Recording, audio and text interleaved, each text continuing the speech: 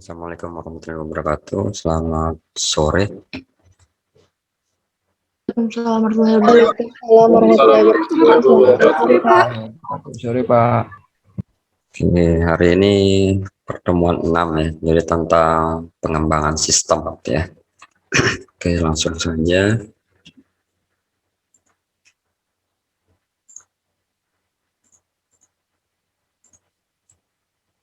Oke, jadi konsep dasar analisis sistem dan perancangan sistem. Di sini pengembangan sistem itu berarti menyusun suatu sistem yang baru ya, untuk menggantikan sistem yang lama secara keseluruhan, atau juga bisa memiliki pengertian yang berbeda, yaitu hanya memperbaiki sistem yang ada gitu ya.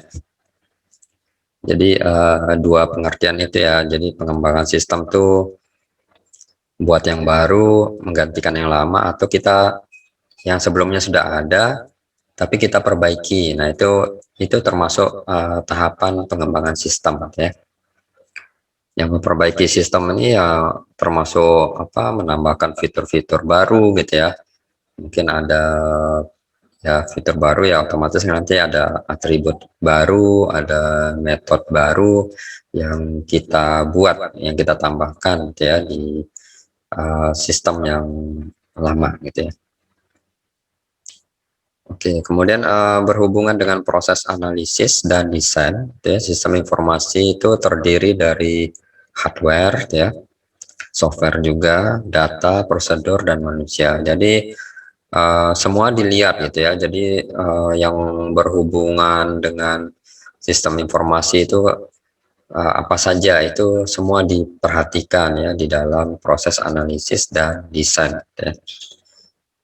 Ya sampai hardware-nya juga ya. Jadi jangan menganggap kalau kita buat aplikasi ya mungkin ke arah software dan datanya saja gitu ya. Kalau softwarenya saja kan tanpa data ya sifatnya nanti kan statis kan, jadi kurang bagus ya. Yang aplikasi yang bagus tuh yang sifatnya dinamis ya, pasti ada datanya, ada database-nya. Nah, tapi kan selain itu ya perlu diperhatikan juga ada prosedur ini ya, alur kerjanya ya. Jadi kalau di instansi itu ada istilah SOP gitu ya, standar operasional prosedur gitu ya. Nah, itu biasanya orang bekerja itu berdasarkan SOP gitu ya. Nah, orang bekerja secara manual itu misalnya. Nah, begitu juga kalau kita ingin merubah kerja yang manual itu menjadi ke dalam bentuk sistem ya, sistem yang otomatis, yang sifatnya paperless gitu ya. Jadi perlu kita mengarah juga ke SOP tersebut ya, supaya tahu alur kerja dari aplikasi yang akan dibuat ya oleh kita. Kemudian manusia juga, manusia ini yang ya terlebih itu ya mungkin siapa sih usernya, nah itu ya, siapa sih pengguna dari aplikasi yang akan kita buat tersebut. Nah ya, jadi itu perlu kita perhatikan juga gitu ya.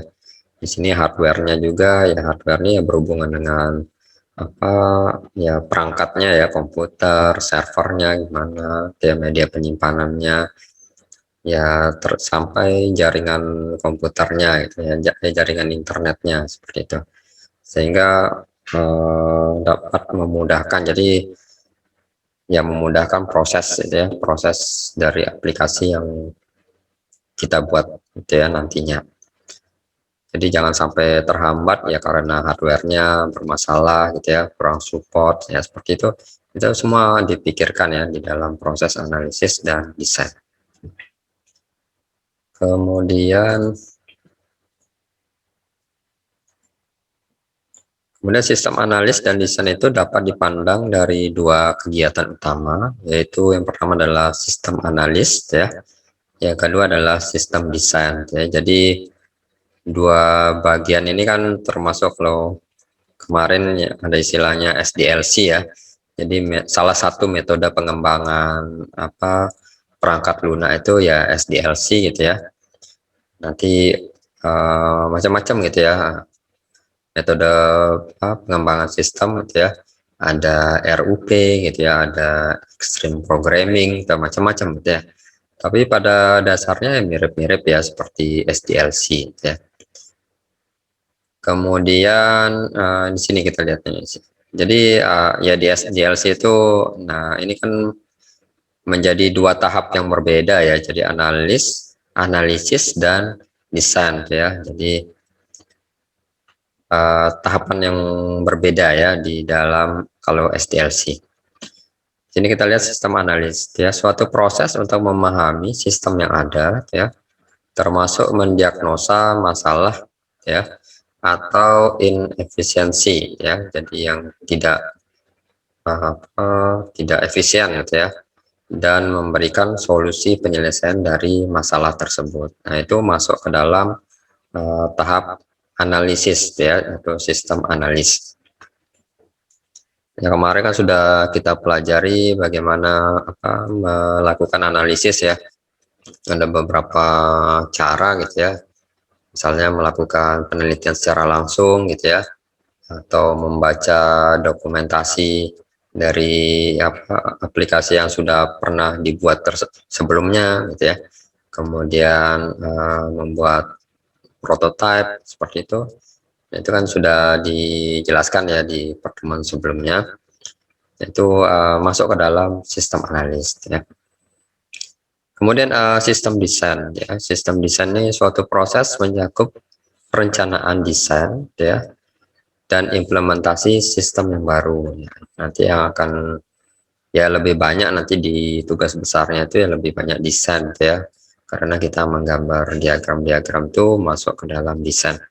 Kalau yang analis ini ya sifatnya masih abstrak gitu ya, masih ya seperti kalau kita mengamati secara langsung di tempatnya gitu ya, itu kan ya sifatnya kan masih abstrak gitu ya, jadi berupa mungkin catatan-catatan kecil kita, oh kira-kira alurnya seperti ini kita catat, masih sifatnya abstrak tersebut.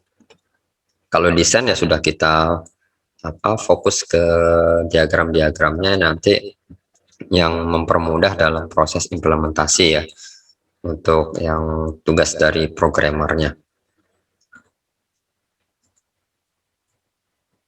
Kemudian analisis sistem itu dapat didefinisikan sebagai penguraian dari suatu sistem ya, sistem informasi yang utuh ke dalam bagian-bagian komponennya dengan maksud untuk mengidentifikasi ya dan mengevaluasi permasalahan-permasalahan ya, kesempatan-kesempatan, hambatan-hambatan yang terjadi dan kebutuhan-kebutuhan yang diharapkan ya, sehingga dapat diusulkan perbaikan-perbaikannya.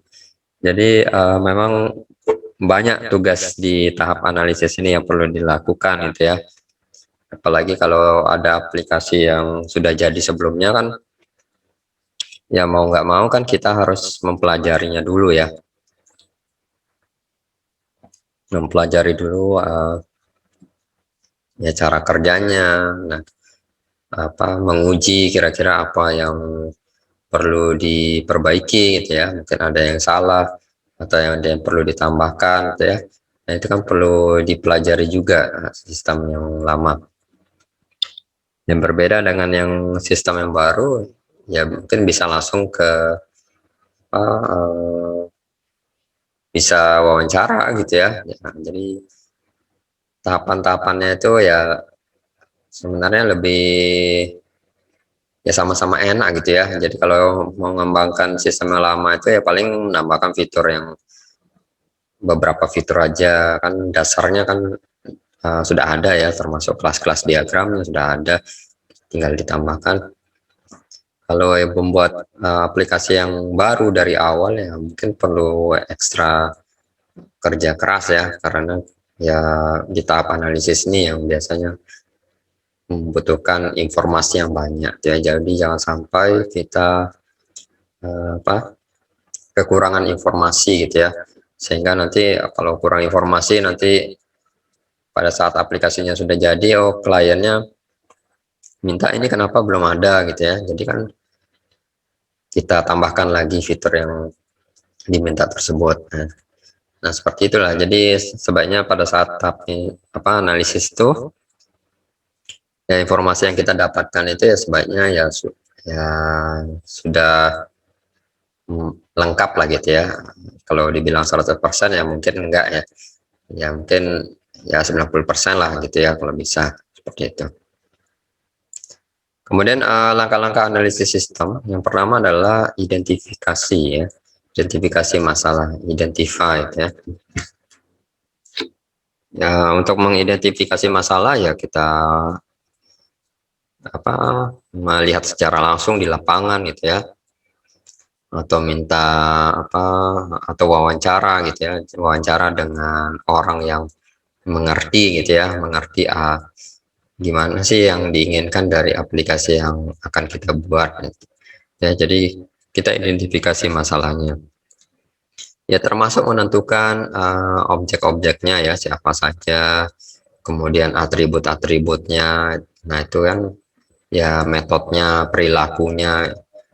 Ya, perilaku itu ya sebagai ini ya, jadi solusi ya, metodnya. Perilaku itu kan atau istilahnya metode ya, kalau di kelas diagram kan ada di bagian, kalau kita menggambar kelas di bagian ketiga itu kan metode ya. Metode itu kan berisi cara penyelesaian masalah dari setiap masalah yang ada gitu ya. Kalau mahasiswa misalnya dari dulu, misal contohnya mencetak KRS, nah solusinya itu ya ada di codingan metode mencetak KRS, bisa dilihat di situ ya. Jadi kita identifikasi masalahnya dulu, kemudian yang kedua adalah memahami kerja dari sistem yang ada gitu ya. Jadi ya kita ya mau nggak mau ya lebih baik itu ya terjun langsung ke lapangan ya, supaya kita bisa memahami kerja dari sistem yang ada. Ya kadang-kadang kalau kita hanya bertanya gitu ya, ya mungkin kurang spesifik jadinya gitu ya.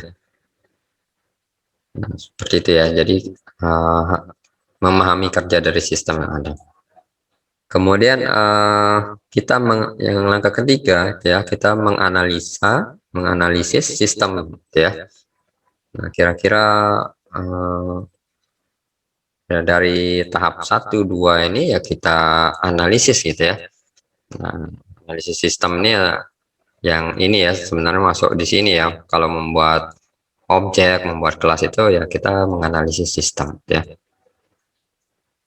Kalau nomor 1 dan 2 ini lebih ke arah kita menanyakan ke orang lain ya, supaya mendapatkan informasi yang nomor 1 dan 2. Nomor 3 ini setelah kita dapatkan data-data dari nomor 1 dan 2 ini ya kita menganalisis sistem ya, kira-kira nanti di tahap desainnya itu membutuhkan atribut apa, membutuhkan metode apa. Nah, itu dilakukan di tahap analisis. Kemudian report ya, membuat laporan hasil analisis. Nah, itu ya. Jadi nggak hanya disimpan di dalam otak saja gitu ya, hasil menganalisa sistem, tapi kita tuliskan gitu ya dalam bentuk laporan, supaya orang lain itu bisa membaca hasil analisis yang kita buat seperti itu. Ya, kadang-kadang kan kita ya lupa gitu ya. Misal kita mengerjakan tahun ini, nanti tahun depannya ingin memegang lagi aplikasi tersebut, akan perlu kita baca lagi ya. Jadi kalau kita nggak buat laporannya gitu ya, ya otomatis kan lebih capek lagi ya kita mempelajari sistemnya, mempelajari ya informasi ya, ya minta lagi informasi gitu ya di lapangan. Nah, itu kan lebih capek lagi. Ya sebaiknya kan dibuat laporan gitu ya, laporan. Jadi kalau ada yang pegang di tahun berikutnya berbeda ya tinggal dilengkapi laporannya sebelumnya, kan gitu lebih enak jadinya. Itu ya, jadi tahapan analisis sistem itu ada 4 ini ya, sebelum pindah ke tahapan desain gitu ya.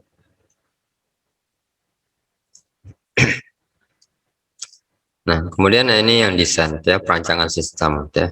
Setelah tahap analisis sistem selesai dilakukan, maka analisis sistem itu telah mendapatkan gambaran dengan jelas apa yang harus dikerjakan ya. Jadi orang yang melakukan analisis itu kita sebut dengan analis sistem ya, analis sistem. Jadi ya sudah sebelum pindah ke perancangan gitu ya, jadi dia dipastikan itu sudah mendapatkan gambaran yang jelas ya, kira-kira apa yang nanti dilakukan ke depannya. Pada tahapan ini ya, analis sistem itu memikirkan bagaimana membentuk sistem tersebut ya. Jadi kita nggak bisa ya ya mungkin lebih banyak ke tim gitu ya, kalau kita kerja sendiri ya kerja sendiri, kita yang memikirkan perancangan sistem ya. Kalau bekerja secara tim ya lebih banyak ya berdiskusi dengan tim ya, daripada menanyakan ke apa ya, pihak pengguna, customernya yang memerintahkan kita untuk membuat aplikasi tersebut ya. Karena di tahap perancangan sistem ini ya, kalau bukan orang TI gitu ya, jadi biasanya nggak mengerti gitu ya. Nah, nggak mau peduli gitu ya, karena nggak mengerti ya udah bilangnya ya terserah, diatur aja yang mana yang bagus kan gitu ya. Nah, tapi kan seperti itu kan kita harus pikirkan sendiri atau bersama tim ya untuk perancangannya.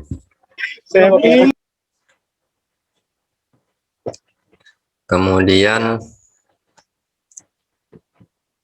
nah ini ya, lanjut. Perancangan sistem itu dapat dibagi dalam dua bagian. Perancangan sistem secara umum ya, perancangan konseptual, perancangan logikal, dan perancangan secara makro ya, jadi secara umumnya. Kalau mikro kan spesifik gitu ya. Kemudian perancangan sistem terinci ya, atau perancangan sistem secara fisiknya ya.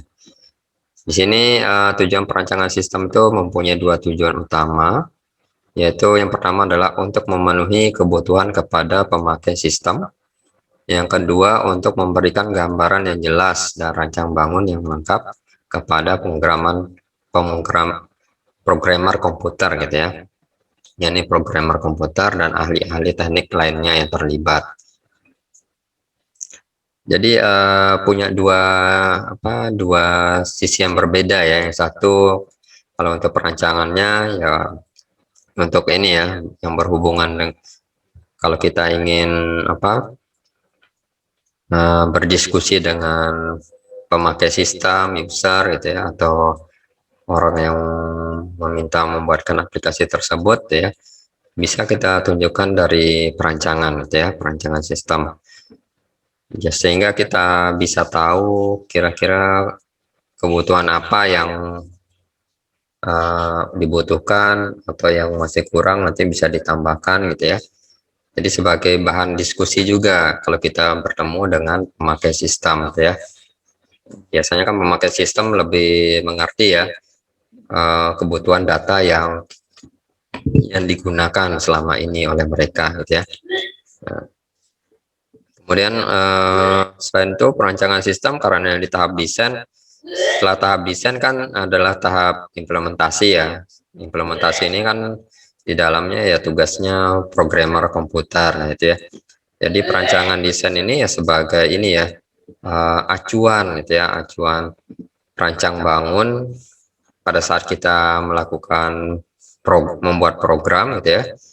Jadi ya supaya terarah gitu ya. Jadi seorang programmer itu membuat aplikasi ya berdasarkan desain yang sudah dibuat oleh tim desainer ya. Sehingga nggak melenceng dari tujuan yang sudah dibuat dari awal ya, dari sejak analisis tahap analisis gitu ya. Kemudian perancangan sistem itu dapat diartikan sebagai berikut, yaitu tahap setelah analisis dan siklus pengembangan sistem gitu ya. Jadi ya ini kan SDLC ya. Saya harap sudah hafal itu tahapan SDLC ya. Jadi analisis, perancangan, ya implementasi, ya, itu urutannya. Ya. Nah, analisis ini kan sebelum perancangan ya, sebelum desain. Dan dia masuk dalam siklus pengembangan sistem ya. Jadi SDLC, siklus hidup. Jadi selalu memutar gitu ya. Kemudian pendefinisian dari kebutuhan-kebutuhan fungsional ya. Jadi di tahap perancangan sistem ini ya kita definisikan ya kebutuhan fungsionalnya apa ya, dari atributnya apa, metodenya apa. Metode itu kan ya sebenarnya istilahnya sama seperti function gitu ya, function pada saat kita ya mungkin ya mirip lah seperti apa ya di ini ya pada saat belajar Alpro gitu ya, kan ada function gitu ya. Kemudian persiapan untuk rancang bangun implementasi. Nah ini kan tahap setelah desain itu ya implementasi ya, tahap pembuatan program implementasi. Ya implementasi ya selain program ya ini ya antar mukanya juga gitu ya. Jadi ya pembuatan antar muka yang menarik gitu ya.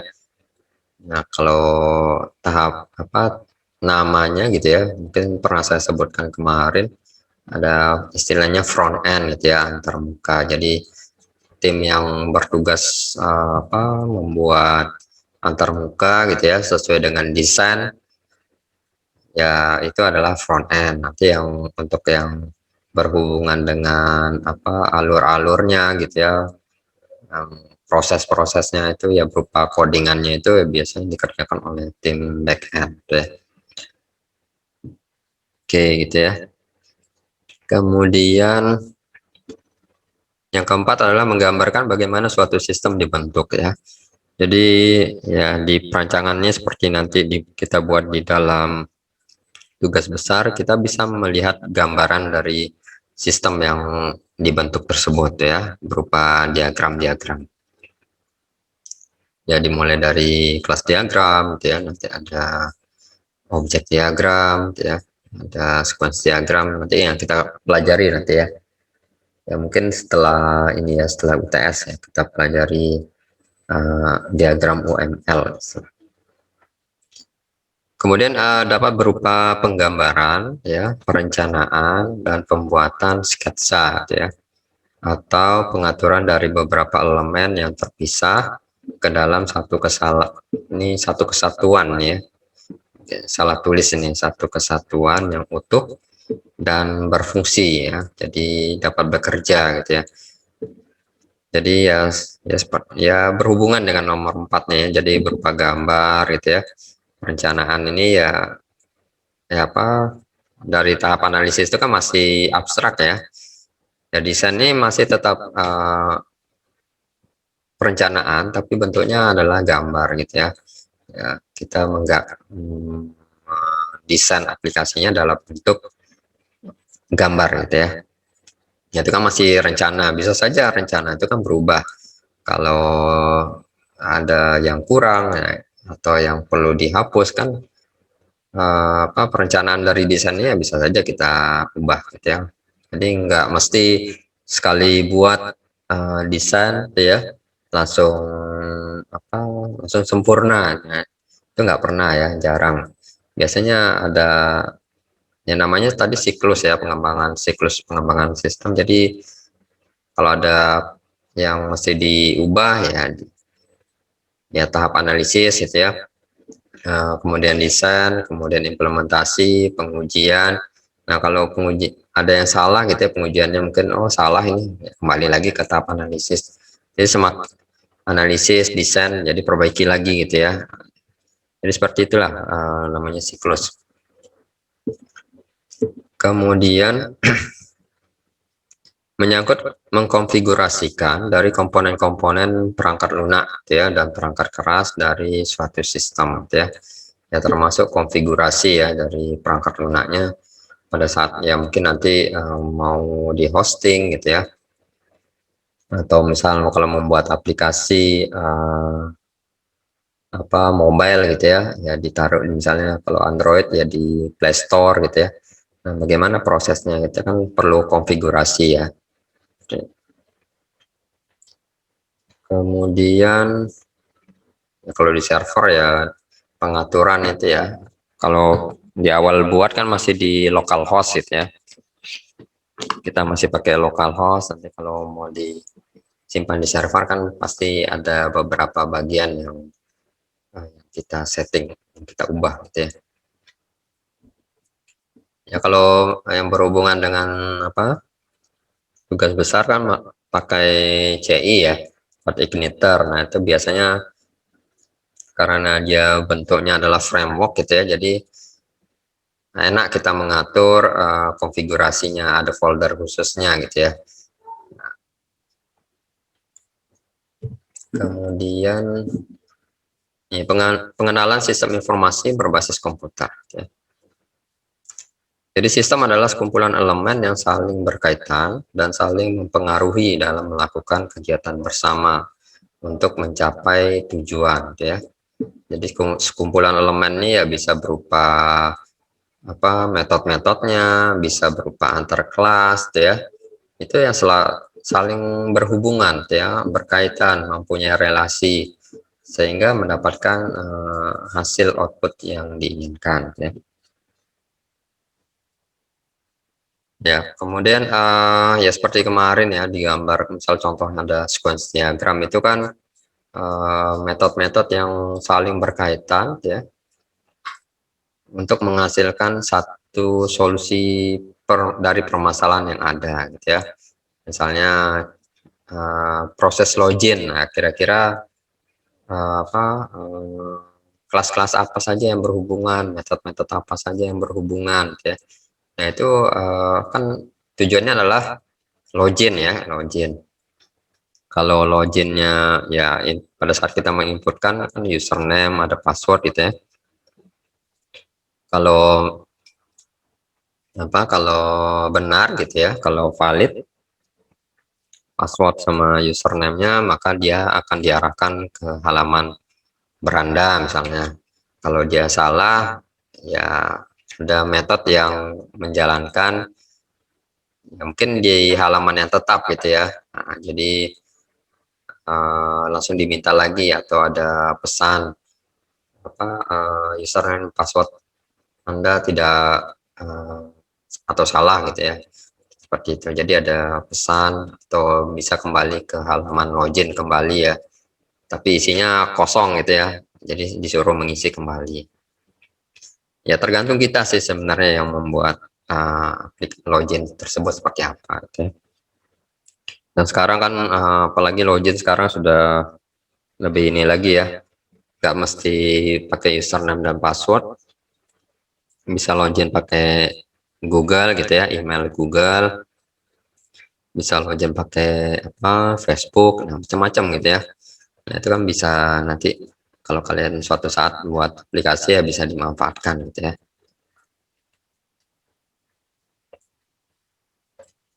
Kemudian ini contohnya aja, ini contoh sistem transportasi gitu ya, sistem kekebalan tubuh, sistem ekonomi, sistem informasi.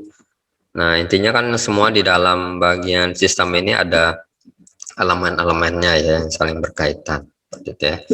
Ya termasuk elemen-elemen manusia gitu ya, atau usernya ya. Sistem transportasi ya misalnya kalau apa busway gitu ya, misalnya di Jakarta, dan busway nanti ada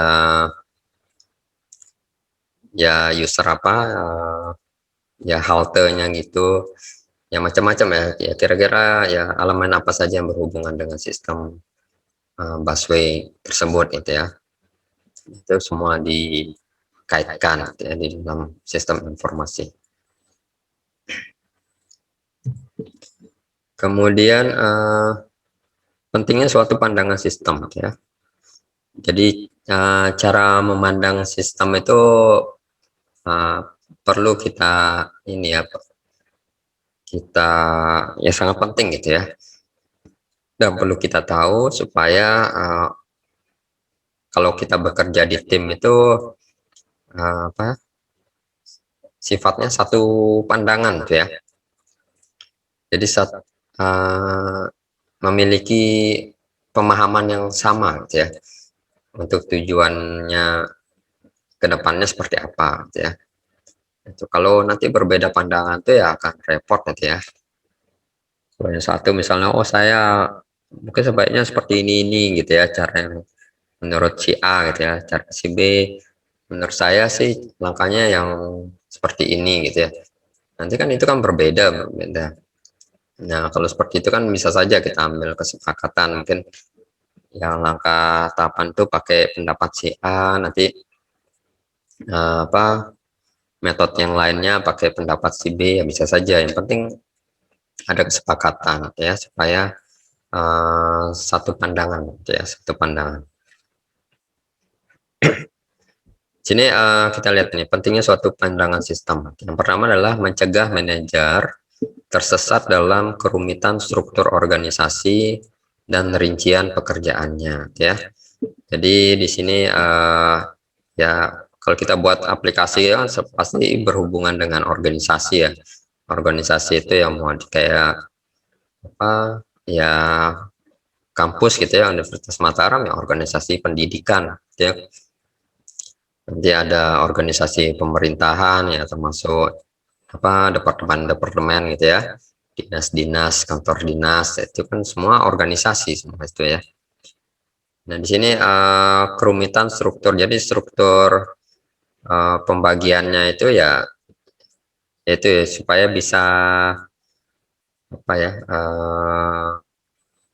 mudah gitu ya, mudah kita melihat tugas dari struktur si A ini apa saja gitu ya. Nah kalau bisa itu ya, kalau pada saat kita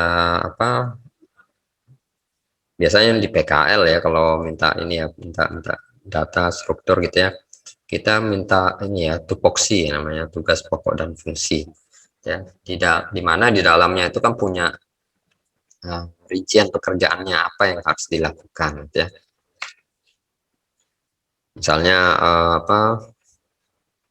kepala bidang gitu ya, misalnya di dinas kepala bidang, nah kepala bidang pemasaran, nah tugas tupoksinya apa saja, nah bisa dilihat itu di dalam tupoksinya itu ya, sehingga setiap struktur organisasi itu tahu tugas-tugasnya apa ya, jadi bisa terarah.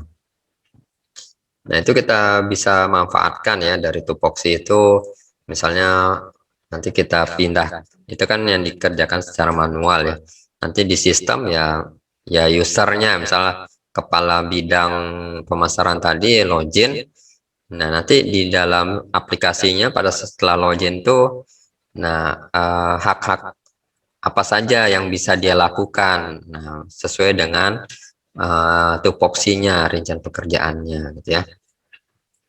Nah kalau contohnya misalnya kalau di prodi misalnya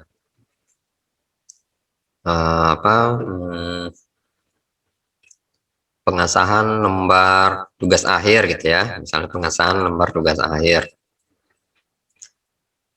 Jadi kita kan sudah ada aplikasinya ya, kalau mengajukan tugas akhir di ta.if gitu ya. Itu misalnya sudah mau lulus gitu ya, misalnya perlu ada tanda tangan kan dari Kaprodi misalnya. Kaprodi itu ya tugasnya menandatangani lembar pengesahan gitu ya. Nah di aplikasinya jangan sampai dosen lain memiliki rincian pekerjaan, bisa menandatangani lembar pengesahan juga tuh ya. Nah seperti itu kan, jadi apa yang seharusnya dikerjakan oleh Kaprodi kok dikerjakan juga oleh dosen nanti ya. Nah kan jadi salah seperti itu. Nah jadi kalau kita misalnya jadi Kaprodi ya, login sebagai Kaprodi ya, kira-kira pekerjaan apa saja yang mesti dilakukan di dalam aplikasi tersebut untuk user Kaprodi. Itu bisa kita acu dari tupoksi ya, seperti itu. Kemudian menyadari perlunya memiliki tujuan-tujuan yang baik ya. Jadi ya, harapannya ya dari aplikasi yang dibuat itu ya menghasilkan hasil yang lebih baik gitu ya. Mungkin sebelumnya masih manual gitu ya.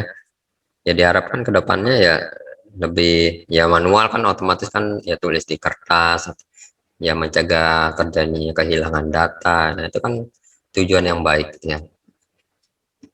Kemudian menekankan pentingnya kerjasama dari semua bagian dalam organisasi gitu ya. Jadi nggak hanya satu bagian saja gitu ya. Jadi semua bagian itu bisa saja bekerja sama gitu ya.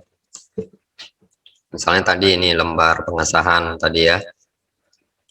Lembar pengesahan itu kan di dalamnya tuh selain tanda tangan Kaprodi kan ada tanda tangan dari dosen pembimbing gitu ya. Dosen pembimbing 1, dosen pembimbing 2, terus ada ini ada dosen penguji gitu ya, ada tanda tangan 3 dosen penguji. Nah itu setiap user itu kan ya mungkin dosen pembimbing, dosen penguji ini kan usernya adalah dosen ya, sama dia. Nah itu ya dapat bekerja sama dengan Kaprodi misalnya untuk menandatangani lembar pengesahan dari seorang mahasiswa gitu ya.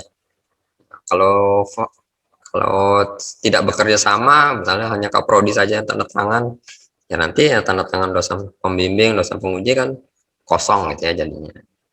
Jadi tujuan yang diharapkan itu ya nggak akan selesai gitu ya. Nah karena harapannya kan lembar pengesahan ya semua sudah bisa mengisi tanda tangan di dalamnya ya.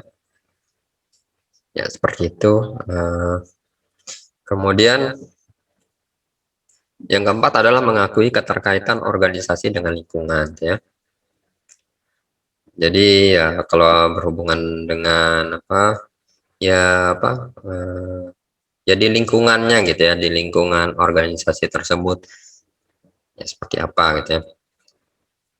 Nah, misalnya kalau di kampus itu ya antar prodi gitu ya. Apalagi sekarang kurikulumnya ya MBKM gitu ya.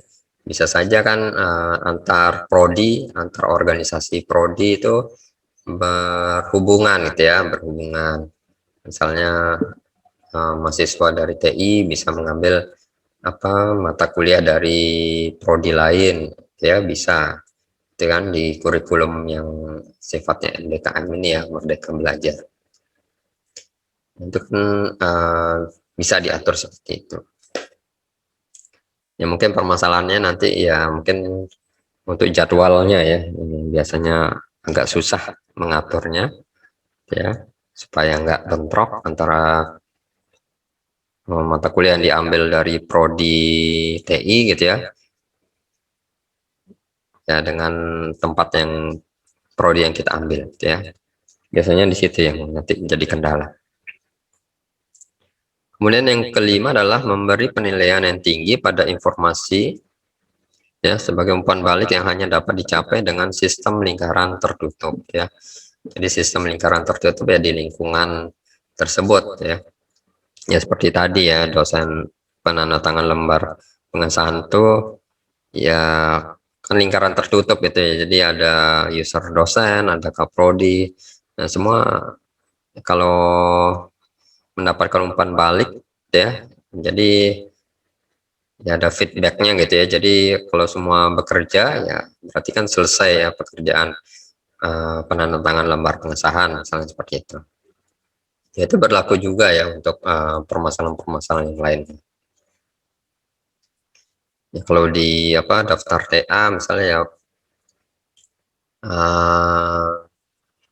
persetujuan itu ya, persetujuan waktu misal seminar TA atau ujian TA itu ya. Misalnya dijadwalkan pada hari tertentu, tanggal tertentu, jam tertentu, tapi dosen penguji atau dosen pembimbingnya nggak bersedia ya, otomatis kan harus berubah gitu ya. Itu semua itu kan sebagai umpan balik ya, umpan balik. Jadi mahasiswa mengajukan, dosen memberikan umpan balik apakah dia bersedia atau menolak, seperti itu ya. Nah itu kan ya sebagai satu proses itu ya untuk alur ya, alur dari proses suatu permasalahan yang kita carikan solusinya gitu ya. Oke, lanjut.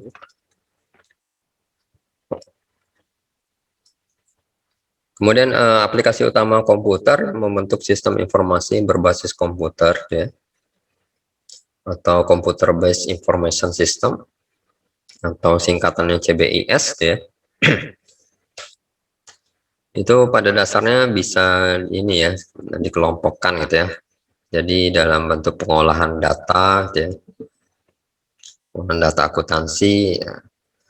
Jadi yang ya mengolah gitu ya, mengolah data misal dari data mentah itu ya, diolah supaya mendapatkan informasi apa gitu ya.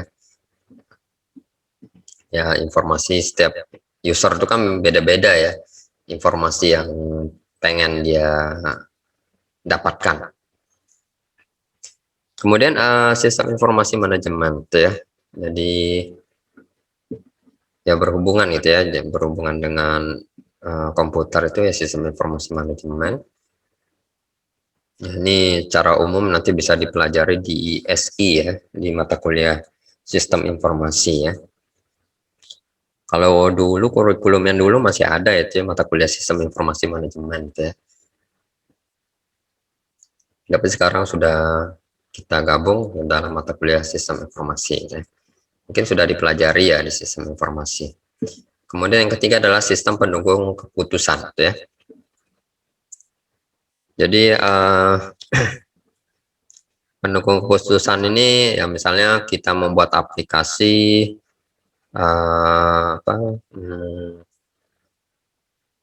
penyaluran bantuan ya, dana hibah gitu ya, penyaluran dana hibah gitu ya, bantuan misalnya korban gempa bumi misalnya. Nah, itu misalnya menggunakan metode A gitu ya. Nah, dari metode A itu butuh kriteria apa saja itu ya, kriteria 1, 2, 3, 4, 5, 6 misalnya. Jadi kalau keluarga yang memenuhi kriteria tersebut, nah itu nanti bisa oleh sistemnya itu ya akan dibuat ya sebagai keputusan tuh ya, informasi yang dapat dijadikan sebagai pendukung keputusan. Oh, kalau keluarga ini yang perlu mendapatkan bantuan dana tersebut ya, dana gempa tersebut. Kalau keluarga yang lainnya tidak perlu, mungkin karena ya masih mampu gitu ya, misalnya seperti itu.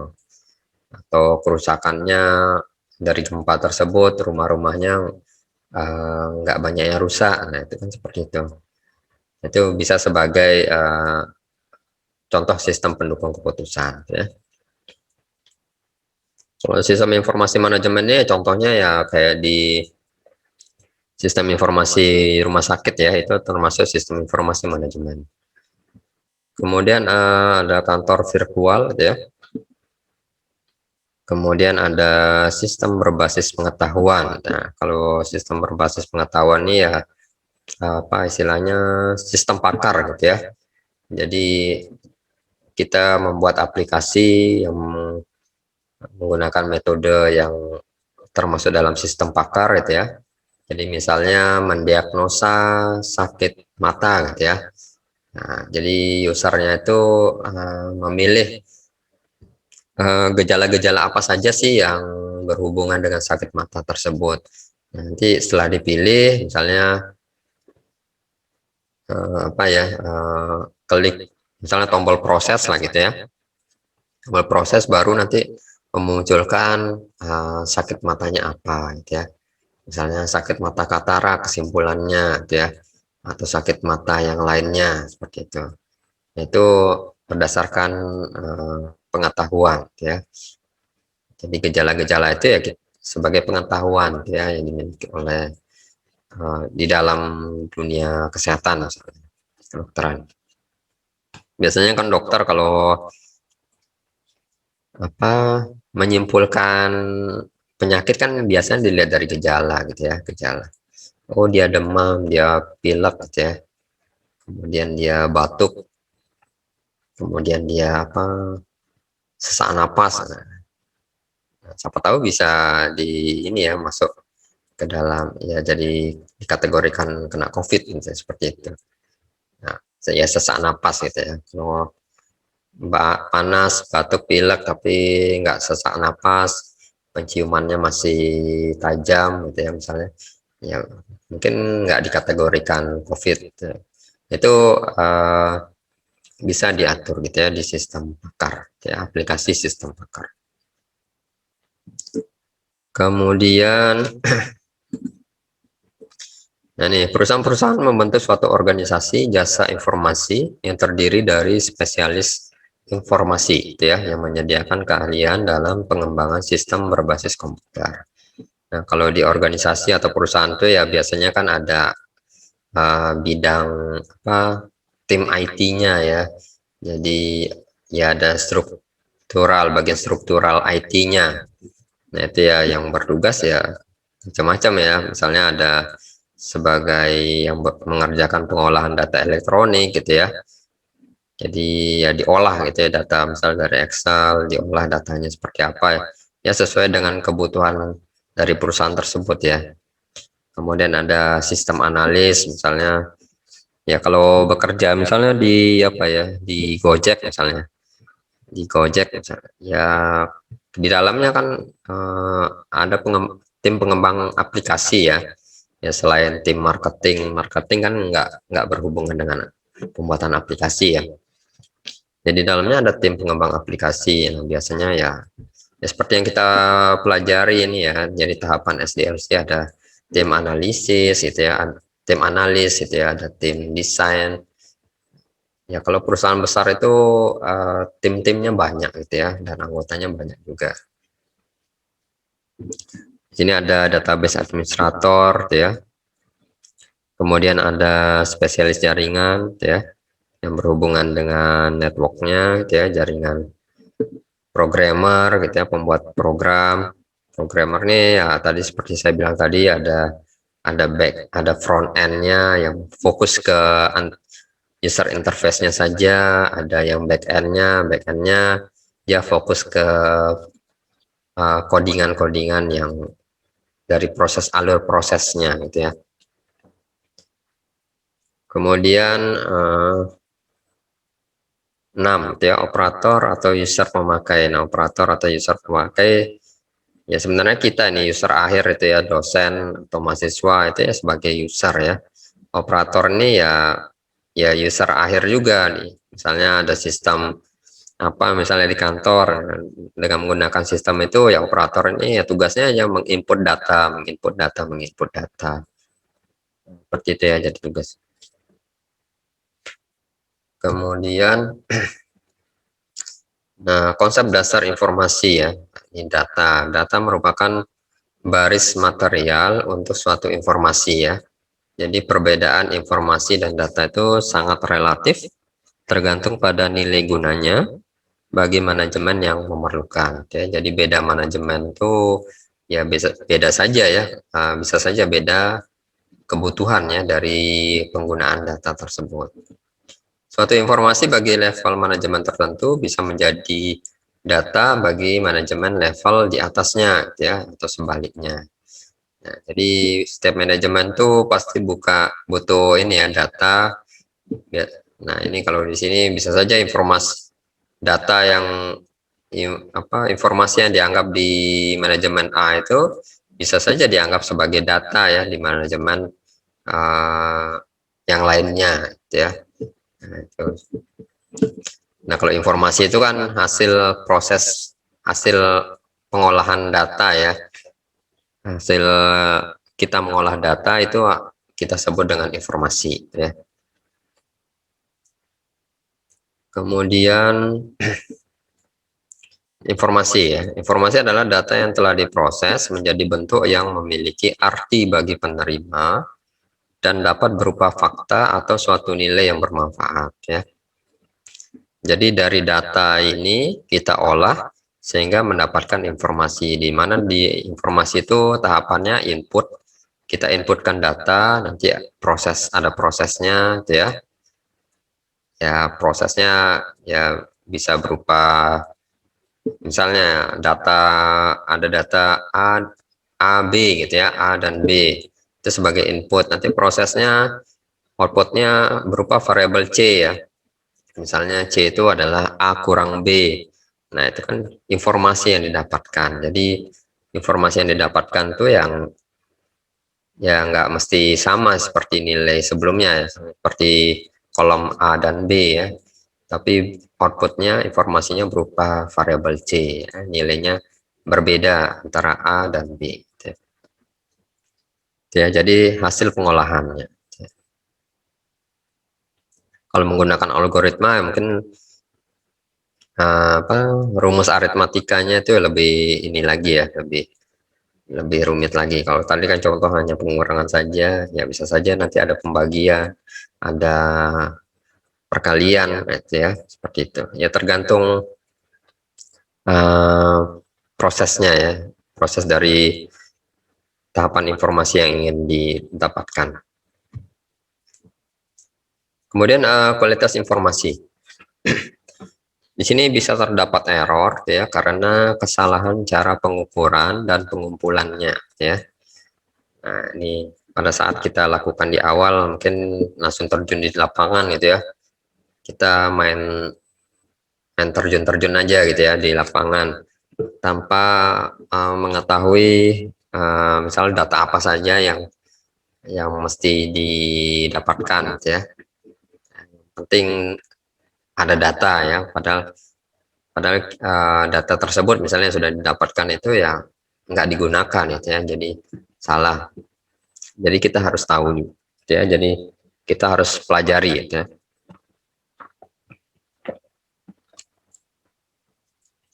Ya misalnya apa ya, misalnya apa ya, ada algoritma barat laut ya misalnya, atau metode transportasi ya, metode transportasi itu misalnya ada algoritma barat laut gitu ya, itu mencari biaya terendah gitu ya untuk pendistribusian barang misalnya ya, kita harus mempelajari metode tersebut ya, metode tersebut misalnya untuk distribusi barang itu yang cocok, inputannya apa saja yang harus ada di aplikasi itu ya. Nah kalau nggak cocok data yang didapatkan ya nggak bisa diterapkan metode tersebut ya. Misalnya yang harus dicari itu harus punya tujuan-tujuan pengiriman gitu ya, terus harus punya sumber-sumber pengiriman yang lebih dari satu. Misalnya sumber pengirimannya hanya satu saja ya nggak cocok gitu ya untuk menggunakan metode tersebut. Kalau sumber pengirimannya lebih dari satu ya bisa gitu ya, bisa digunakan. Itu semua perlu kita pelajari dulu ya sebelum langsung terjun ke lapangan. Jadi jangan langsung main cari-cari data aja gitu ya. Ya, tapi kita pelajari dulu lah gitu ya. Kira-kira seperti apa sih cara data-data yang harus kita kumpulkan gitu ya, sehingga kita tahu bisa terarah cara mengumpulkan datanya ya, jadi terukur gitu. Kemudian kesalahan mengikuti prosedur pemrosesan ya, kegagalan ya, mengikuti prosedur pemrosesan. Nah ini ya, kalau kita nggak mempelajari seperti tadi saya bilang alur-alurnya ya, prosedur ini kan alur kerjanya ya. Nah kalau kita nggak mempelajari ya salah gitu ya nanti yang hasil yang kita dapatkan gitu ya. Jadi kita harus mempelajari atau mengikuti prosedur pemrosesannya seperti apa. Kemudian kehilangan atau data tidak terproses ya. Jadi mungkin karena faktor perangkat penyimpanan, media penyimpanannya gitu ya, yang terlalu kecil, ya bisa saja kan datanya hilang gitu ya, karena tidak tersimpan. Kemudian kesalahan perekaman atau koreksi data gitu ya. Ya, kemudian kesalahan file history atau masternya, ya, database-nya, tabelnya salah gitu ya. Kemudian kesalahan prosedur pemrosesan itu ketidakberfungsian sistem gitu ya. Ya, jadi semua ini merupakan yang perlu diperhatikan gitu ya, supaya pada saat kita mencari data itu ya bisa dapat data yang benar gitu ya, jadi nggak asal-asalan ya. Kemudian umur informasi gitu ya, umur informasi. Di sini kapan atau sampai kapan sebuah informasi memiliki nilai atau arti bagi penggunanya ya. Jadi ada kondisi ya, kondisi kondisi informasi gitu ya. Di sini mengacu pada titik waktu tertentu atau operating information ya, menyatakan suatu perubahan pada suatu range waktunya ya. Jadi ada rentang waktunya. Di sini kualitas informasi itu tergantung dari 3 hal, yaitu informasi harus akurat ya. Di mana akurat ini informasi harus bebas dari kesalahan dan tidak bias, jadi tidak membingungkan datanya, jadi akurat. Atau ya ini tidak menyesatkan ya, tidak bias atau menyesatkan. Di sini akurat juga berarti informasi harus jelas, itu mencerminkan maksudnya ya. Nah, kalau misalnya data misalnya ya,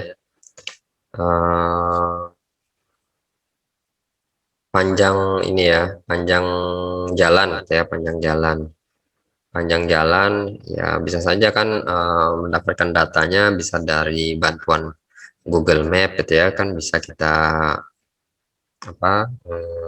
dapatkan datanya ya, misalnya panjang jalan dari jalan Jalan Pemuda misalnya ya, Jalan Pemuda dari ujung ke ujung, nah itu panjangnya berapa, bisa saja ya bantuan Google Map. Tapi kalau mau lebih rinci ya langsung terjun ke lapangan ya, pakai meteran, nah, kerja sama tim gitu ya. Kalau ngukur-ngukur gitu kan, kalau kerja sendiri ya susah ya, pegang yang satu pegang ujungnya, kalau kerja sendiri kan ya susah gitu ya. Nah kalau mau akurat ya langsung di lapangan gitu ya. Nah, cuma kan kadang-kadang ya akan ya butuh ekstra tenaga ya kalau untuk ke lapangan seperti itu, kalau mengukur seperti itu. Kemudian nah itu ya, jadi harus akurat gitu ya, harus akurat ya, jadi sesuai dengan kebutuhannya ya. Misalnya panjang jalan tuh ya bisa kita nanti manfaatkan di pembuatan sistem informasi geografis gitu ya. Misalnya mencari jalur terpendek, misalnya misalnya ke supermarket terdekat gitu ya. Nah, misalnya saya berdiri di posisi di Jalan Erlangga gitu ya. Nanti acuannya dari tempat saya berdiri itu nah ke supermarket terdekat gitu ya. Misalnya di Erlangga itu misalnya di Niaga gitu ya, Niaga supermarket, atau yang Erlangga Erlangga gitu ya, misalnya Erlangga fashion gitu ya. Nah itu misalnya, nah itu kan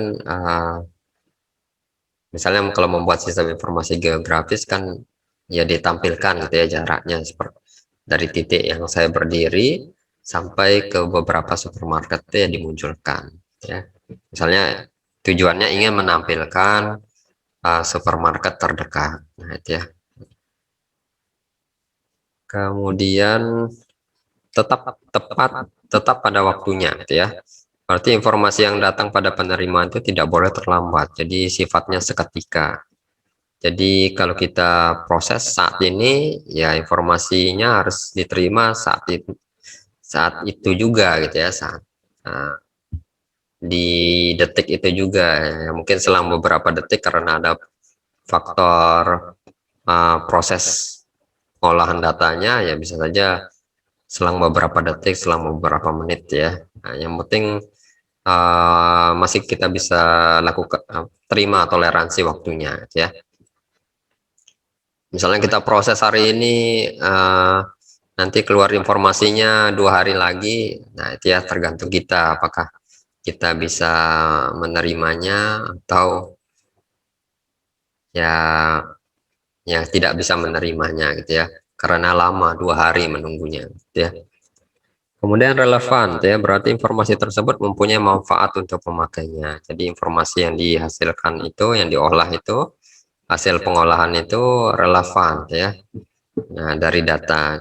Nah, seperti saya pernah bilang itu data yang sama itu kalau diberikan ke pemakai yang berbeda-beda, itu pasti punya tingkat pemanfaatan yang berbeda-beda ya.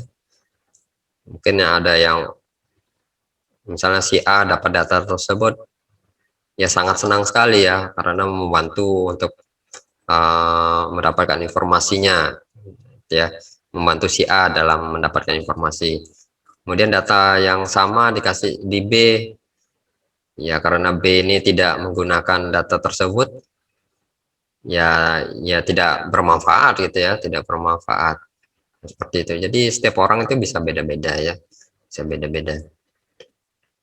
Misalnya kalian apa nih tugas akhir ya, antar mahasiswa kan punya data yang berbeda ya, data yang berbeda. Misalnya mahasiswa A, oh ini saya kasih ini data saya, dengan mahasiswa B. Mahasiswa B ini kan mengerjakan yang berbeda dari mahasiswa A. Ya nggak bakalan dimanfaatkan, ya nggak bakalan terpakai data yang dikasih tersebut. Nah itu ya, jadi setiap orang tuh bisa punya ini ya, kebutuhan data dan informasi yang berbeda ya. Kemudian tadi relevansi informasi itu untuk setiap orang dengan lainnya itu berbeda-beda ya. Nah, ini sudah saya jelaskan. Nilai informasi ditentukan dari 2 hal, yaitu manfaat dan biaya mendapatkannya. Jadi suatu informasi dikatakan bernilai bila manfaatnya lebih efektif ya dibandingkan dengan biaya mendapatkannya ya. Nah, orang biasanya banyak ini ya rela mengeluarkan uang gitu ya untuk mendapatkan suatu data ya. Nah, dimana orang tersebut tuh yakin kalau data ini nggak sebanding dengan uang yang dia keluarkan tersebut ya, karena data ini sangat penting ya. Itu jadi ya seperti itulah, jadi setiap orang tuh beda-beda ya. Kemudian pengukuran nilai informasi itu biasanya dihubungkan dengan analisis cost effectiveness ya, jadi keefektifan biayanya ya, dan cost benefitnya ya, jadi untuk keuntungannya ya, keuntungan dari biayanya seperti apa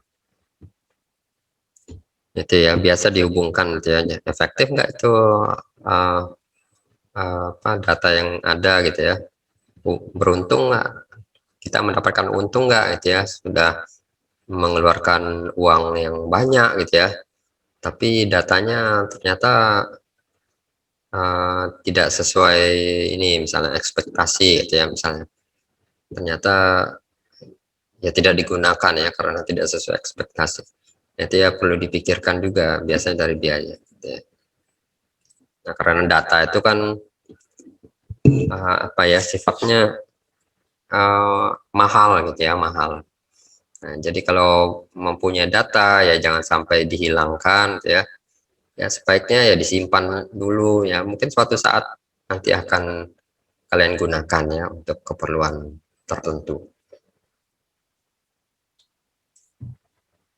Kemudian definisi sistem informasi. Nah, suatu sistem terintegrasi, sistem manusia mesin gitu ya. Jadi antara manusia dan mesin gitu ya, yang mampu menyediakan informasi yang bermanfaat bagi penggunanya gitu ya. Jadi sistem manusia ini sebagai user, mesinnya ini ya berupa aplikasi yang ada di server misalnya seperti itu ya. Misalnya sistem informasi akademik, ya kan berhubungan dengan ini ya. Jadi aplikasinya ada di server, di mesin server itu ya. Kemudian kita sebagai manusia, user-usernya, gitu ya. Jadi itu terintegrasi, itu ya, sistem terintegrasi yang mampu menyediakan informasi yang bermanfaat bagi penggunanya atau untuk menyediakan informasi untuk mendukung operasi. Itu untuk mendukung informasi, misalnya mesinnya. Kalau kemarin kan sudah ya kita pelajari di pertemuan sebelumnya tuh ada contoh mesin tuh misalnya sensor gitu ya atau peralatan.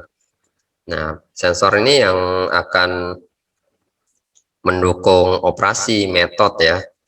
Dia harus bekerja seperti apa gitu ya. Jadi sensor itu kan nilainya 0 dan 1 ya. Misalnya kalau apa ya dulu aplikasi ini ya lampu otomatis, nyala otomatis gitu ya. Kalau inputnya 1 gitu ya, berarti lampunya nyala gitu ya. Jadi, operasinya memerintahkan untuk menyalakan lampu tersebut. Kalau inputan sensornya 0 gitu ya, maka operasinya ya bagaimana mematikan lampu yang ada tersebut ya. Itu ya, jadi mesin bisa berupa peralatan juga. Kemudian manajemen dalam suatu organisasi ya.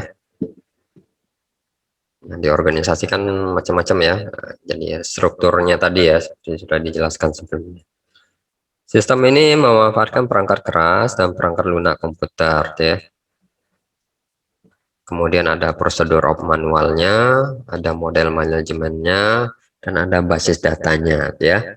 Ya, mungkin seperti di awal ya tadi ya, ada hardware-nya, ada software-nya ya. Ada prosedur, nah seperti itu ya sudah dijelaskan tadi. Kemudian dari definisi di atas itu terdapat beberapa kunci ya. Yang pertama adalah berbasis komputer dan sistem manusia atau mesin. Kalau berbasis komputer di sini adalah perancangan harus memahami pengetahuan komputer dan pemrosesan informasinya seperti apa di dalam komputer tersebut ya. Ya, di dalam komputer, di dalam bahasa pemrogramannya ya, keyword-keyword bahasa pemrograman tuh ya harus tahu ya, supaya membantu lah gitu ya, membantu pekerjaan kita. Kemudian sistem manusia atau mesin ya, ada interaksi antara manusia sebagai pengelola dan mesin sebagai alat untuk memproses informasi tersebut ya. Jadi manusia misalnya ya dari sistem informasi di kantor misalnya. Yang manusianya yang menginputkan data gitu ya. Nanti dari inputan data itu ya mesin ini ya komputer gitu ya. Ya itu yang membantu proses pengolahan data tersebut. Kemudian ada proses manual yang harus dilakukan manusia. Jadi kalau input data kan manual gitu ya. Jadi nggak mungkin otomatis. Nggak mungkin semua dilakukan secara otomatis ya oleh mesin. Pasti ada sangkut pautnya dengan manusia. Dan ada proses yang terotomasi oleh mesin ya. Ya mungkin dari data yang sudah diinputkan itu ya bisa diproses oleh mesin secara otomatis ya. Jadi langsung nanti keluar kesimpulan seperti tadi ya, contoh yang sistem pakar ya, sistem pengambilan keputusan. Nah itu kan kalau sistem pakar tadi kan inputnya kita mencentang gejala-gejala. Nah kan kita istilahnya kan menginputkan ya, menginputkan. Nanti diproses, diolah oleh aplikasi tersebut, oleh komputer tersebut. Oh ini penyakitnya A gitu ya. Nah, jadi langsung diolah, langsung disimpulkan secara otomatis ya. Oleh karena itu diperlukan suatu prosedur atau manual sistem gitu ya. Jadi semua apapun yang kita kerjakan tuh pasti butuh alurnya gitu ya, prosedurnya seperti apa. Misalnya mencetak KRS ya atau mengisi KRS. Ya mungkin antar prodi TI dengan prodi TI di kampus yang berbeda gitu ya, di universitas yang berbeda ya pasti saja berbeda ya alurnya, prosedurnya. Nah, itu perlu dipahami. Oke, kemudian sistem basis data terintegrasi ya. Jadi adanya penggunaan basis data secara bersama-sama bisa di-sharing dalam sebuah database manajemen sistem ya, DBMS ya, seperti kita pelajari di sistem basis data ya. Itu ada DBMS ya. Bisa WAM server, XMPP gitu ya. Kemudian C itu mendukung operasi ya. Informasi yang diolah itu dan dihasilkan kemudian digunakan untuk mendukung operasi organisasi ya. Jadi informasi itu kan ya kita simpan di dalam atribut ya, kalau kita hubungkan dengan kelas gitu ya. Jadi informasi itu kita simpan di atribut, misalnya atribut mahasiswa punya informasi name, nama, IPK, alamat, nah itu ya. Nah, itu nanti bisa mendukung operasi dari struktur mahasiswa tersebut, dari metode mahasiswa tersebut. Kira-kira name, nama, IPK, alamat itu digunakan untuk apa saja ya.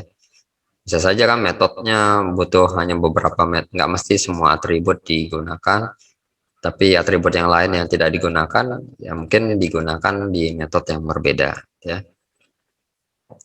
Jadi jangan sampai kalau ada metode, ada atribut, nah ternyata atribut dan atau metodenya tidak terpakai ya.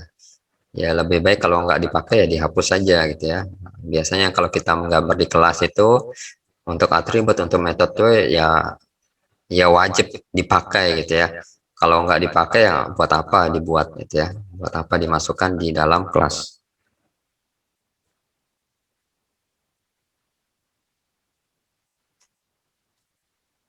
Kemudian tujuan pengembangan sistem gitu ya. Pengembangan sistem dapat berarti menyusun suatu sistem yang baru ya untuk menggantikan sistem lama secara keseluruhan atau memperbaiki sistem yang ada. Tujuan dari pengembangan sistem di sini ada beberapa ya, adanya permasalahan atau problem yang timbul pada sistem yang lama gitu ya. Misalnya sistem yang lama ada banyak errornya gitu ya. Ya banyak terjadi kesalahan. Nah, itu ya saatnya kita perlu lakukan pengembangan sistem yang baru. Atau permasalahan yang timbul dapat berupa ketidakberesan ya. Kemudian adanya pertumbuhan organisasi ya, adanya penambahan struktur-struktur organisasi baru di dalam perusahaan ya. Otomatis kan harus ditambahkan misalnya dari usernya gitu ya, user untuk struktur organisasi yang baru tersebut supaya dia bisa login ke aplikasi yang ada gitu ya. Ini ketidakberesan misalnya hasilnya ya nggak sesuai dengan misalnya mencetak laporan gitu ya, mencetak laporan ya dalam bentuk PDF dulu ya, kan bisa gitu ya, kita aplikasi dicetak laporannya gitu ya, atau ada format laporannya ini tidak beres atau tidak sesuai dengan formatnya ya bisa diperbaiki gitu ya. Jadi kemudian untuk meraih kesempatan jadi ada misalnya ada ini ya, ada ya tergantung inilah, misalnya saat ini lagi COVID gitu ya, COVID. Nah, ya jadi banyak yang membuat aplikasi yang berhubungan dengan COVID gitu ya. Nah, jadi ya misalnya aplikasi untuk ini mengecek posisi orang yang terkena COVID gitu ya, dia kemana saja gitu ya. Jadi tracking gitu ya, tracking. Nah, itu ya disesuaikan pada saat ya mungkin lagi pada saat ini lagi COVID ya, lagi gencar-gencarnya itu ya, ya itu kan sebagai ini ya kesempatan, opportunity. Kemudian teknologi informasi telah berkembang dengan cepatnya. Jadi misalnya sebelumnya itu masih menggunakan berbasis web gitu ya. Kemudian perkembangan ke depan ini kan sudah banyak nih pengguna yang menggunakan HP gitu ya, HP. Jadi HP ini kan Android ya, bisa dikembangkan gitu ya. Sebelumnya masih aplikasi berbasis web, bisa kita buat menggunakan aplikasi yang berbasis desktop ya, misalnya seperti itu. kok desktop, mobile gitu ya, mobile. Jadi yang bisa diinstal di HP gitu ya. Atau teknologi informasi yang telah berkembang, misalnya menggunakan bahasa pemrograman apa, misalnya PHP gitu ya. Ternyata kedepannya ada bahasa pemrograman apa, React Native gitu ya, atau React gitu ya, React.js, yaitu diubah gitu ya, diubah apa, base apa, dasar bahasa pemrograman yang digunakan sebelumnya. Nah, itu kan bisa seperti itu. Kemudian adanya instruksi-instruksi ya, jadi adanya perintah-perintah dari pihak-pihak tertentu, oh harus ditambahkan bagian fitur apa gitu ya. Ya otomatis kan kita harus menambahkan atau melakukan tahap pengembangan sistem gitu ya. Kemudian ada beberapa prinsip yang mesti diperhatikan ya. Sistem yang dikembangkan adalah untuk manajemen ya. Jadi sistem yang dikembangkan adalah investasi modal besar gitu ya. Jadi ini yang berhubungan dengan ya, untuk ini ya, biasanya kalau kita buat sesuatu itu kan pasti tidak lepas dari apa, keuntungan gitu ya, mendapatkan keuntungan seperti apa. Di sistem yang dikembangkan untuk manajemen, jadi manajemen ya semuanya ya, mau di prodi kan semua manajemen gitu ya.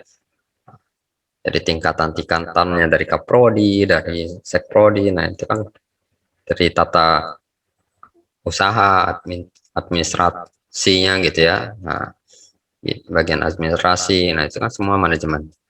Sistem yang dikembangkan adalah investasi modal besar. Di sini investasi modal besar itu harus mempertimbangkan dua hal. Yang pertama adalah semua alternatif yang ada harus diinvestigasi, gitu ya. Jadi semua harus kita investigasi dulu, gitu ya, segala alternatifnya, gitu ya. Kemudian investasi yang terbaik itu harus bernilai. Nah itu ya. Jadi apa ya, seperti saya bilang tadi ya, mendapatkan keuntungan gitu ya. Dan nanti kalau ingin membuat apa, aplikasi ya, menawarkan ke customer, nah nanti untuk biaya-biaya, harga-harganya itu ya bisa saja berbeda ya antar pengembang aplikasi gitu ya. Ya tergantung misalnya jam kerjanya sehari berapa jam gitu. Untuk misalnya kerjanya 7 jam dalam sehari, untuk 1 jamnya misalnya dihargai 100.000 gitu ya. Ya tinggal dikali saja ya, sehari dapat 700.000 gitu ya, dikali beberapa lama dikerjakan, kemudian apa, fitur-fitur apa saja yang dibuat. Nah itu kan perlu dipikirkan semua gitu ya, apalagi kalau berhubungan dengan customer. Jadi ya jangan langsung menebak, memberikan harga. Misalnya customer, tolong buatkan saya sistem informasi akademik, berapa kira-kira bayarnya gitu ya. Misalnya ada yang langsung jawab 5 juta gitu ya. Nah tetapi ya jangan sampai seperti itu. Jadi kita pikirkan tugas-tugasnya apa saja ya. Jadi kita rinci, kita kira-kira tugas dari yang diperintahkan oleh customer itu apa gitu ya. Baru kita ini rinci biaya-biayanya. Gitu. Kemudian sistem yang dikembangkan tuh memerlukan orang yang terdidik gitu ya. Jadi ya sesuai dengan bidangnya ya. Jadi kalau bagian implementasi ya berarti dia harus bisa coding gitu ya. Kalau bagian analis ya berarti dia pintar ya mendapatkan informasi ya, mencari informasi. Desain itu pintar menggambar gitu ya, menggambar desain gitu. Jadi disesuaikan ya, jadi terdidik di sini ya punya ilmu lah gitu ya. Kemudian tahapan kerja dan tugas yang harus dilakukan dalam proses pengembangan sistem itu, proses pengembangan sistem tidak harus urut ya. Jadi untuk membuat fitur-fitur itu bisa saja nggak mesti ini ya, nggak mesti urut ya, nggak mesti urut. Jadi kita prioritaskan kira-kira fitur mana yang harus diselesaikan terlebih dahulu ya. Kemudian jangan takut membatalkan proyek. Nah, ya. Jadi kalau tidak sesuai dengan kesepakatan ya silakan dibatalkan proyek. Misalnya dengan customer gitu ya. Jadi nggak perlu takut gitu ya. Daripada kita capek-capek tapi misalnya berhubungan dengan biaya harganya tidak sesuai ya, mendingan dibatalkan gitu ya. Ya biasanya kalau orang kan customer cari yang murah gitu ya, yang murah tapi bagus ya, seperti itulah ya. Kemudian yang kelima adalah dokumentasi harus ada untuk pedoman dalam pengembangan sistem ya. Jadi dokumentasi ya, semua laporan analisis ya, gambar-gambar desainnya itu masuk di dalam dokumentasi ya. Oke, ini saya percepat saja, ini waktunya sudah mau habis. Kemudian sistem analis ya, sistem analis ini istilahnya banyak itu ya, ada software engineer, ada sistem analis ya, ada sebenarnya bukan programmer ya. Kemudian ada information system engineer, ada sistem engineer ya. Kalau ketemu istilah-istilah ini ya sama artinya seperti sistem analis ya. Sini sistem analis adalah suatu proses untuk memahami sistem yang ada, termasuk mendiagnosa masalah atau inefisiensi dan memberikan solusi penyelesaiannya ya. Jadi tadi sudah kita bahas ya di awal untuk sistem analisnya. Nah, di sini tugas sistem analis itu sangat banyak ya. Ya, yang pertama adalah dia harus bisa memahami teknologi informasi baik hardware maupun softwarenya ya. Kemudian pemahaman terhadap bisnis secara umum ya. Jadi nggak mesti berhubungan dengan TI ya, tapi dia bisa ya mengerti tentang bisnis gitu ya. Jadi yang biasanya yang ketemu langsung dengan customer itu ya bagian analis ini ya. Jadi bagian analis ini ya biasa berhubungan dengan customer. Kemudian keahlian dalam pemecahan masalah. Jadi dia karena dia paham betul, oh kira-kira masalah ini akan dipecahkan dengan alur-alur ini gitu ya. Seperti itu. Jadi dia paham. Kemudian memiliki keahlian dalam komunikasi antar personal gitu ya.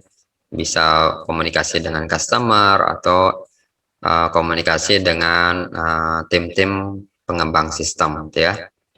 Jadi kalau misal programmernya bingung gitu ya, ya nanti bisa berkomunikasi dengan sistem analis. Sebenarnya codingannya seperti apa sih yang diinginkan oleh sistem analis ya. Kemudian memahami metodologi pengembangan sistem informasi ya. Di metode pengembangan sistem ini ya salah satunya SDLC gitu ya. Ya banyak ya metodologi pengembangan sistem. Kemudian memahami permasalahan secara menyeluruh ya. Jadi kalau sistem analis ini nggak mencari informasi secara detail, ya nggak mungkin dia bisa memahami ya permasalahan secara menyeluruh dari ruang lingkup masalah tersebut ya. Kemudian yang kedua adalah mengungkapkan apa yang harus dikerjakan ya oleh sistem untuk memenuhi kebutuhan pemakai ya. Jadi dia yang mengungkapkan apa yang dikerjakan oleh sistem ya. Jadi customer itu kan hanya memberikan informasi saja ya. Tapi yang merangkumnya itu adalah sistem analis ya. Nah, jadi kira-kira di sistem itu pekerjaan A itu harus dikerjakan oleh user siapa saja gitu ya. Nah, itu yang merangkumnya adalah sistem analis. Kemudian yang ke-8 mengetahui ruang lingkup dan pemakai yang akan menggunakan produk tersebut ya. Jadi ruang lingkup problem domainnya gitu ya, itu harus tahu dia. Dan individu yang terkait dalam pengembangan sistem itu ada pemakai gitu ya. Jadi ya kita inilah itu pemakai user gitu ya, pengguna sistem. Jadi user ini jadi end user ya, pengguna terakhir gitu ya, operator. Dan user management manager yang mengawasi pekerjaan end user. Jadi User manager ini mengawasi operator atau end user itu ya. Nah, jadi tingkatannya ada 3. Jadi yang operasional ya tugasnya misalnya dari suatu aplikasi sistem dia input data gitu ya, operasional. Kemudian ada bagian pengawas gitu ya. Kemudian ada bagian eksekutif yang di atasnya yang jabatannya lebih tinggi. Biasanya jabatan yang eksekutif nih ya hanya minta laporan aja ya, biasa untuk mungkin metodenya menampilkan laporan gitu ya, laporan dari hasil pengolahan data yang diinputkan oleh bagian operasional. Kemudian manajemen gitu ya, manajemen memegang peranan penting dalam suatu sistem informasi termasuk menyetujui rencana pengembangan sistem dan penyediaan dananya gitu ya. Jadi manajemen di sini ada manajemen pemakai yang bertugas menangani pemakaian di mana sistem baru diterapkan gitu ya. Ya, kemudian manajemen sistem yang terlibat dalam pengembangan sistem itu sendiri. Jadi yang membuat aplikasi tersebut gitu ya. Ada kalau yang A ini ya usernya tadi ya, manajemennya. Nah, struktur mana ya yang menggunakan aplikasi tersebut ya. Kemudian C adalah manajemen umum yang terlibat dalam strategi perencanaan sistem dan sistem pendukung pengambilan keputusan. Nah, ini biasanya level tertinggi ya, pendukung pengambilan keputusan. Misalnya dari data yang diinputkan itu didapatkan laporan-laporan ya. Nanti dari laporan itu dianalisa oleh si pejabat yang tinggi ini gitu ya. Nah, sehingga dapat mengambil keputusan ke depannya ya, untuk langkah ke depannya. Di sini kelompok manajemen biasanya terlibat dengan keputusan yang berhubungan dengan orang, waktu, dan uang ya. Misalnya sistem tersebut harus mampu melakukan fungsi X, Y, Z. Nah, jadi fitur-fiturnya adalah X, Y, Z. Selain itu harus dikembangkan dalam waktu 6 bulan ya. Jadi ada deadline-nya. Nah, kalau kerja di dunia kerja ya biasa dikasih deadline ya. Berapa bulan harus jadi gitu ya. Kemudian dengan melibatkan programmer misalnya dari departemen W dengan biaya sebesar S. Nah, itu tugas dari manajemen. Semua diperhitungkan oleh manajemen ya. Misalnya kalau dana terbatas ya mungkin programmernya dikurangi gitu ya. Nah, itu manajemen ini bisa yang mengatur gitu ya.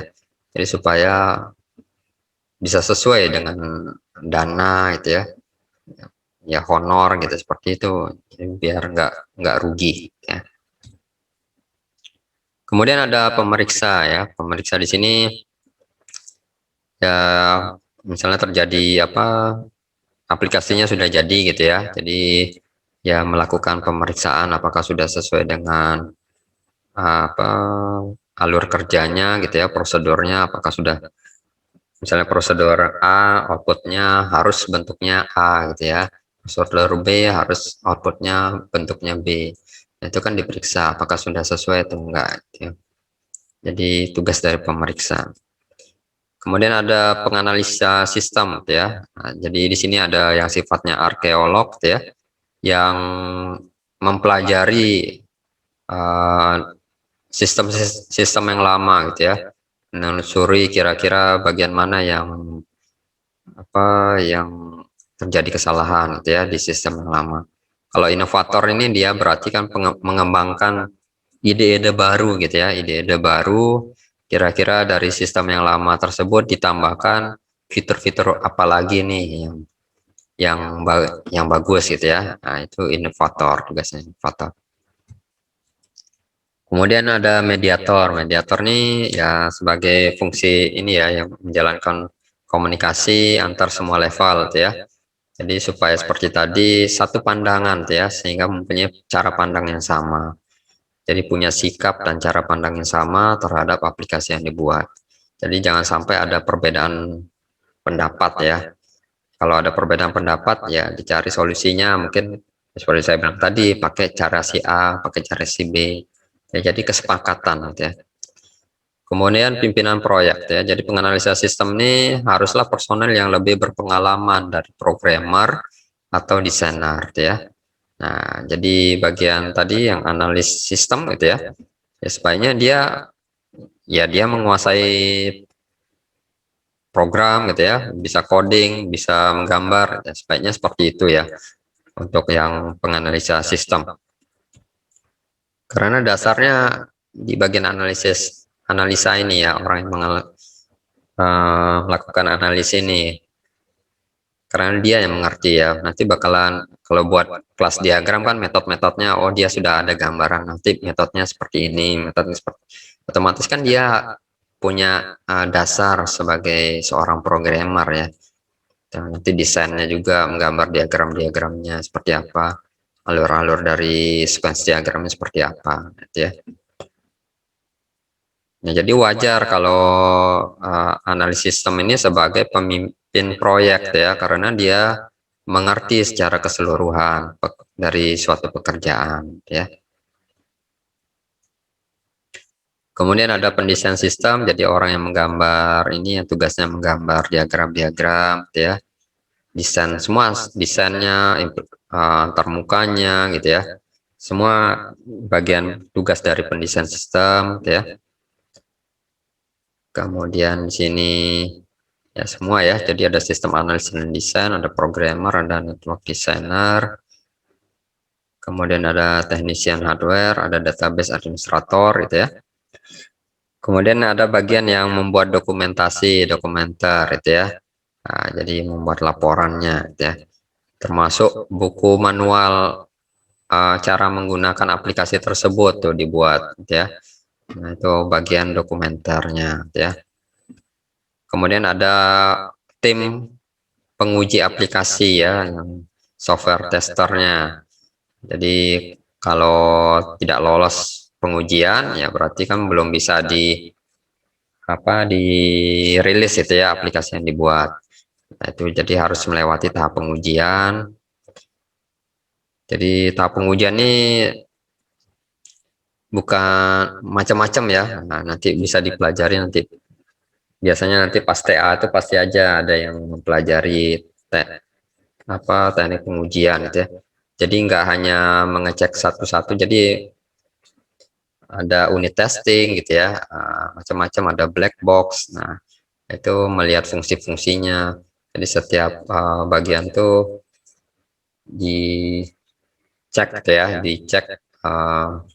Sekarang nih kalau bisa dibuat codingannya ya, jadi nggak bisa jadi misalnya inputannya apa, nanti outputnya harus seperti ini gitu ya. Jadi tester itu testing itu nggak dilihat kita amati secara manual gitu ya, tapi kita jalankan secara codingan gitu ya. Kemudian graphic designer ya, ini berhubungan dengan antarmuka ya, GUI itu ya, graphic user interface ya. Jadi yang berhubungan dengan antarmuka atau yang tadi saya bilang itu front end gitu ya, front end. Nah, itu graphic designer. Front end ini ya dia melakukan coding tapi hanya sekapasitas pakai CSS, misalnya kalau yang berbasis web pakai PHP, oh bukan PHP, HTML gitu ya. Kalau PHP ini sudah bagian back end ya, jadi HTML, CSS, nah itu bagian yang front end gitu ya. Kemudian ada programmer, ada personel pengoperasian gitu ya. Ini jaringannya ya, jaringan komputer. Kemudian ini peranan sistem analis dalam pengembangan sistem ya. Peranan analis sistem ini berperan dalam mengembangkan dan mengesahkan pandangan pemilik dan pengguna sistem untuk mendesain dan mengembangkan sistem dan memastikan pandangan teknikal sesuai dengan pandangan perusahaan atau organisasi ya. Jadi ya tugas dari analisis sistem ya. Nah, di dalamnya komponen sistem informasi itu setidaknya itu harus ada 4 komponen ini ya supaya bisa dikatakan baik ya. Harus ada data. Nah, seperti saya bilang tadi, kalau nggak ada data sifatnya statis gitu ya. Jadi kurang baik gitu ya. Kalau bisa aplikasi yang dibuat tuh ada database-nya. Jadi sifatnya dinamis. Kemudian ada proses di dalamnya, prosesnya macam-macam. Kalau default-nya itu ya ada tambah data gitu ya. Misalnya tambah data mahasiswa, hapus data mahasiswa, ubah data mahasiswa, lihat data mahasiswa, itu defaultnya untuk prosesnya ya. Tapi bisa ditambahkan untuk proses-proses yang berbeda, misalnya proses mencetak KRS itu ya, proses melakukan chat dengan dosen pembimbing akademik gitu ya. Itu proses. Kemudian ada interface ya antar mukanya. Ya, tampilannya menarik gitu ya, seperti itu. Ada database-nya, tempat di mana data diketahui dan disimpan gitu ya. Nah, kalau data yang di atas ini data mentahnya ya. Pada saat kita melakukan langkah di awal kan kita mencari data ya, data-datanya, informasi yang berguna untuk keperluan pembuatan aplikasi ke depannya. Oke, gitu saja materinya pertemuan ini. Kira-kira ada pertanyaan? Ini agak banyak juga nih slide-nya. Gimana? Kira-kira ada pertanyaan?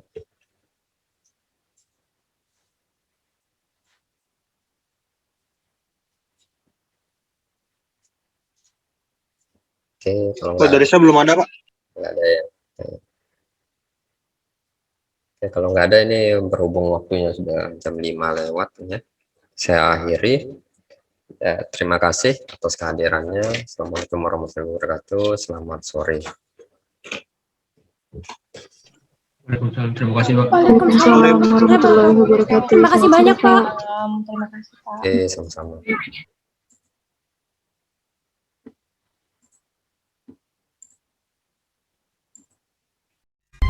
To change your